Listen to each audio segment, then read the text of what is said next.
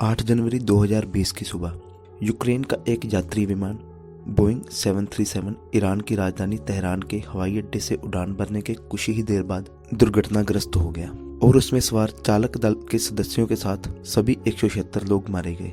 हादसे की वजह तकनीकी खराबी बताई जा रही थी, लेकिन उस समय अमेरिका और ईरान के बीच तनाव और ईरान द्वारा उसी सुबह इराक में अमेरिकी सैन्य अड्डे पर मिसाइल हमलों को देखते हुए विमान के हादसों के कारणों को लेकर संदेह जताया जा रहा था। यह आशंका जताई जा रही थी कि कहीं यह विमान ईरानी मिसाइल का ही शिकार तो नहीं बन गया। और अमेरिका, कनाडा और ब्रिटेन के दावे के बाद आखिरकार ईरान ने माना कि उसकी मिसाइल ने ही गलती से इस विमान को निशाना बना डाला था, जिसकी वजह से 176 लोगों की जान चली गई। ईरान की सेना ने बयान जारी कर इसे मानवीय भूल करार दिया।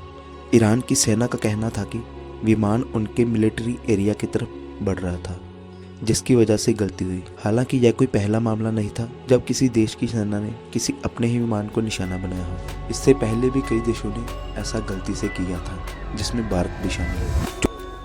The number of casualties, the number of terrorists who were killed is not important. Ukraine का जो यात्री विमान था, ये उनकी ईरान की एक मिलिट्री जो बेस है उसके बेहद करीब उड़ रहा था।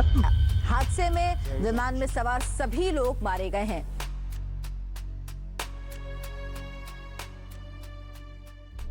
फरवरी 2019 में पुलवामा हमले के बाद भारत ने पाकिस्तान के बालाकोट में आतंकी अड्डों पर हमला किया। उस दौरान पाकिस्तान की तरफ से भी हवाई हमला करने की कोशिश की गई। भारतीय वायुसेना हाई अलर्ट पर थी। उसी दौरान 27 फरवरी को वायुसेना ने अपने ही एक हेलीकॉप्टर Mi-70 V5 को गलती से मार गिराया, जिसमें 6 वायुसैनिक मारे गए थे। साल 2003 में इराक युद्ध के दौरान ब्रिटेन का एक विमान अमेरिकी मिसाइल का शिकार हो गया।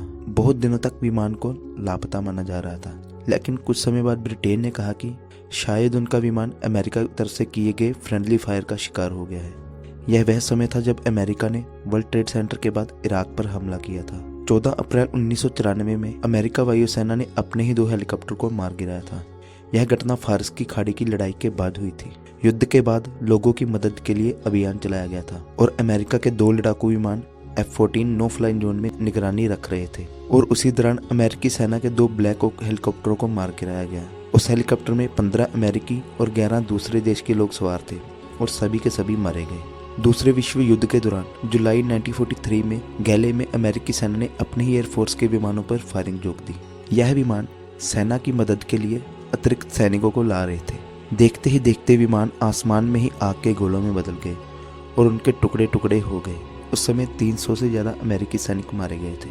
और इन सब के अलावा करीब 30 बार ऐसा हुआ है जब किसी देश की सेना ने किसी यात्री विमान को निशाना बनाया हो। और अगर आप चाहते हो तो कमेंट बॉक्स में यस लिख देना, इसके ऊपर भी डेडिकेटेड वीडियो बना दूंगा। आज के लिए मैं आपसे लेता हूँ इजाजत। मिलेंगे ऐसे ही किसी और वीडियो में।